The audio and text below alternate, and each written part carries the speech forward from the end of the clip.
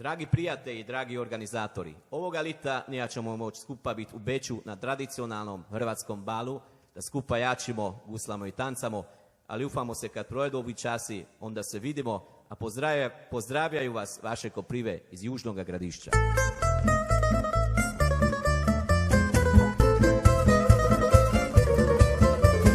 Doći piva, doći rakije, dobro vina samo vodene, sad svakome na zdravlje, svi podignimo čaše, nazdravimo da smo skupa prijatelji.